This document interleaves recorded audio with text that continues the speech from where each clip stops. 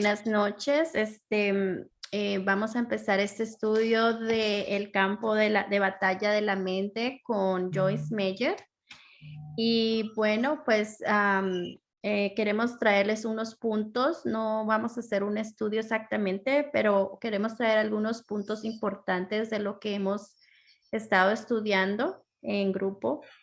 Y el primer capítulo nos habla de que hay una guerra y que es una guerra espiritual. Si leemos en Efesios 6:12 en la Biblia, dice que porque nuestra lucha no es contra sangre y carne, ni contendiendo solo con oponentes físicos, o sea, no es con las personas, no es con nuestros esposos, nuestros hijos, nuestros amigos, las personas con que trabajamos, no es contra ellos, sino contra principados, contra potestades, contra los espíritus dominantes que son los poderes de este mundo de tinieblas, contra las huestes espirituales de maldad en las regiones celestiales, o sea, cosas sobrenaturales.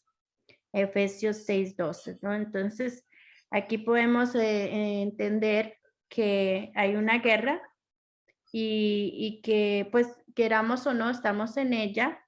Cada persona que llega a esta tierra, a este mundo, pues se tiene que empezar a enfrentar a esta guerra, pero muchos no la conocemos, muchos, si nunca hemos abierto la Biblia, si nunca hemos leído estos versículos, pues no podemos entender cómo se trata la guerra, dónde está la guerra, quién está contra nosotros, o sea, estamos completamente ignorantes hasta que el Espíritu Santo o cuando empiezas a ir a la iglesia, empiezas a ver que la Biblia habla de esta guerra, ¿no? Entonces somos más conscientes y ella pues explica que esta guerra se da en la mente y que son por medio de nuestros pensamientos. Y entonces, eso es principalmente lo que en el primer capítulo dice, ¿verdad? Al estudiar la palabra de Dios podemos darnos cuenta que no solamente él habla de esta guerra, sino que la Biblia habla mucho de cómo debemos transformar nuestros pensamientos, cómo lo que pensamos, terminamos siendo esas personas. Entonces, hay un estudio muy profundo y completo de lo que son los pensamientos en nosotros, los seres humanos, que deberíamos de estar haciendo, ¿verdad? En la Biblia habla mucho de esto y de nuestras palabras, pues los pensamientos, nuestras palabras, nuestras acciones, todo está conectado, obviamente. Entonces, ese es uno de los puntos principales.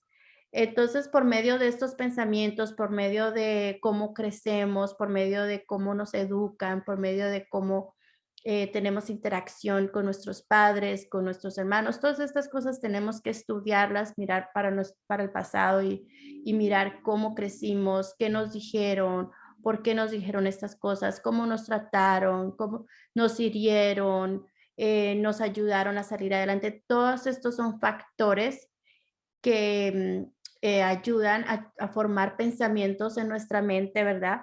Y de esta forma tenemos esta otra voz, que es la voz de la oscuridad, la voz del enemigo, que nos puede estar formando en nosotros, en nuestra mente, dependiendo de esas circunstancias y haciéndonos ideas, formándonos pensamientos que poco a poco nos van a llevar a desobedecer a Dios, porque como el enemigo sí se conoce bien la palabra y sabe exactamente qué es lo que Dios está esperando de nosotros, pues él sabe qué exactamente pensamientos debe poner en nosotros poco a poco para que nosotros estemos desviándonos de su obediencia y como nosotros no estudiamos la palabra, pues no sabemos que allá es donde el enemigo nos quiere llevar y con estos pensamientos terminamos nosotros creyendo que son verdad, terminamos desviándonos de la verdad de Dios, terminamos desobedeciendo,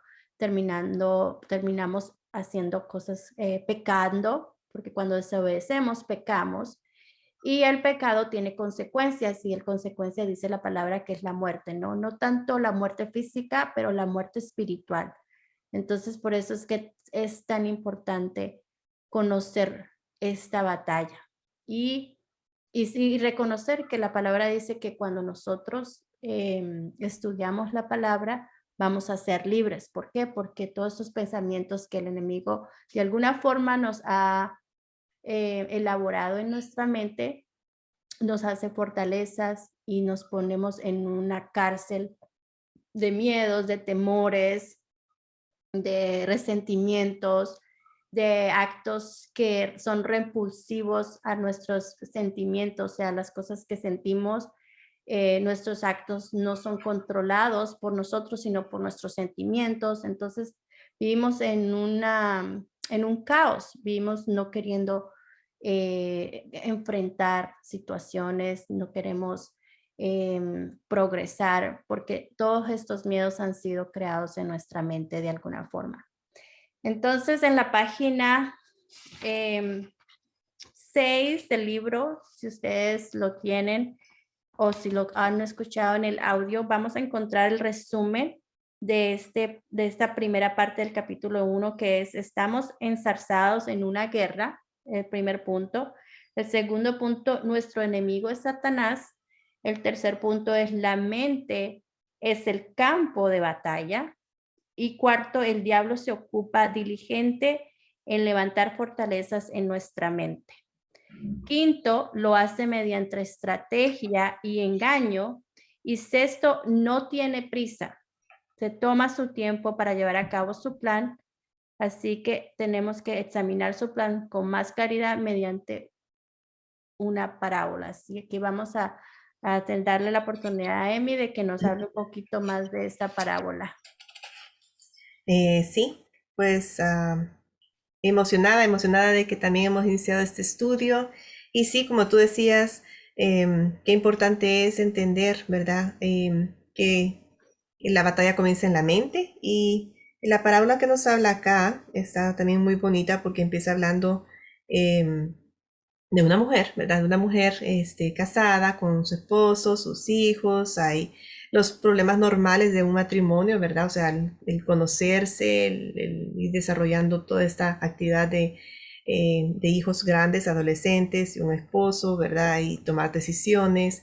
Qué importante es que entendamos que, pues que nadie llega perfecto al matrimonio, ¿verdad? O llega o a construir una relación, ¿verdad? Entonces, todos venimos con nuestros errores, con nuestros, como tú decías, ¿verdad? Con nuestro pasado, ¿verdad? Y este pasado viene a afectar, lógicamente, nuestro futuro, ¿verdad? Pero qué importante es saber que no estamos solos, ¿verdad? En este caso es una pareja que están pasando por ciertas situaciones o dificultades, nada del otro mundo, ¿verdad? Sino que es lo mismo que pasa en cualquier otras relaciones, pero que lo importante es reconocer que traemos un pasado, ¿verdad? Que podemos vernos afectados por ese pasado.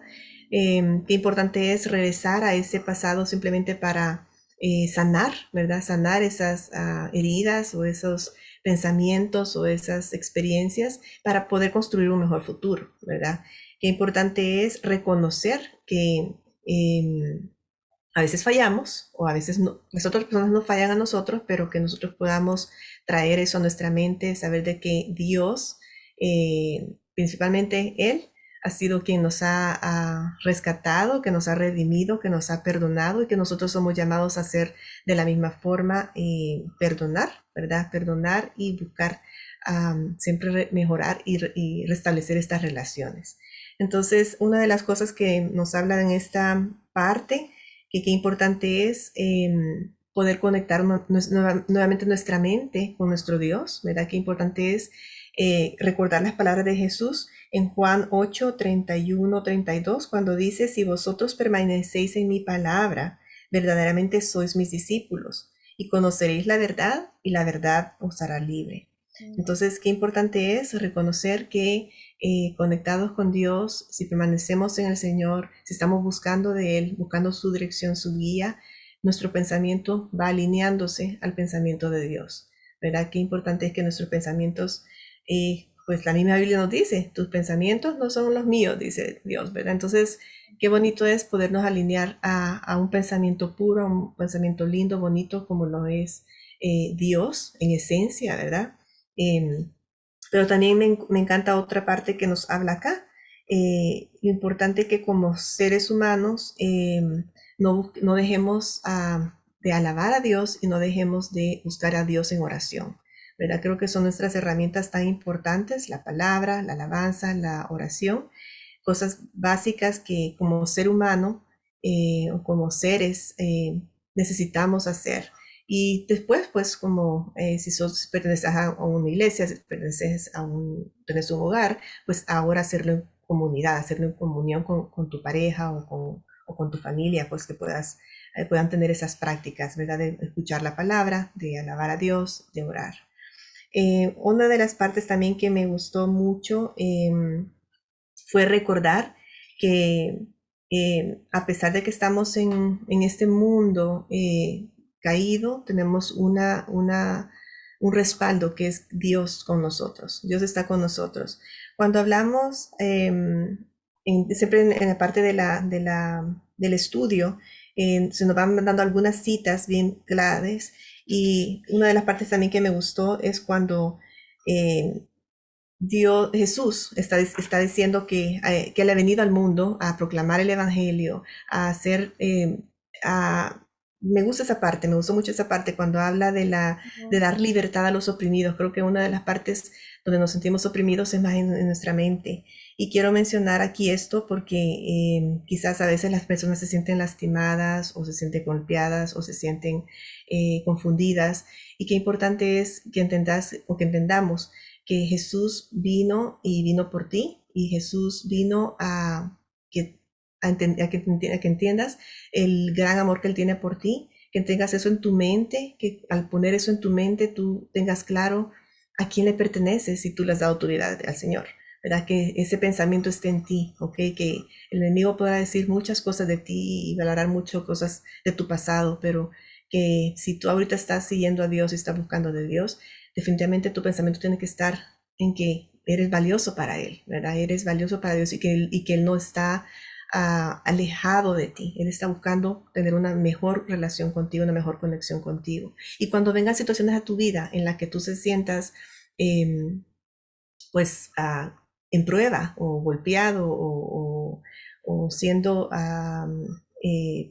expuesto a algo que no es de Dios, que tengas la seguridad de que tú, si tú estás buscando de Dios, si Dios es tu prioridad, Él va a estar contigo y Él no va a dejar que esta situación o este evento gane. Si tú estás buscando de Dios, si tú estás conectado con Dios, creo que tienes que tener claro que Él va a proveer una salida, Él va a proveer una forma en que tú puedas rechazar y salir hasta de ese pensamiento, ¿verdad? De sacar ese pensamiento negativo de tu mente. Qué importante es también, en esta parte no lo menciona, me imagino que más adelante será, que tengamos presente de que es importante tener nuestros pensamientos conectados con Dios, renovar nuestra mente, como nos lo dice en varias partes de la Escritura, poder tener esa astucia también nosotros de decir, ok, no, esto no viene de Dios, y sacar ese pensamiento de tu vida, rechazarlo en el nombre de Jesús y poderte conectar nuevamente con las promesas de Dios, con su palabra, con lo que Él dice que somos, ¿verdad? Y puedes escuchar en la Biblia que eres preciado, que eres especiado, que eres escogido, que no hay nadie como tú y eso quiere decir, te ama así como tú eres, ¿verdad? Amén. Así que Yes. eso, más que todo, compartir eso, de que no estamos solas en este campo de batalla de la mente, sino que estamos con Dios entre nuestro lado.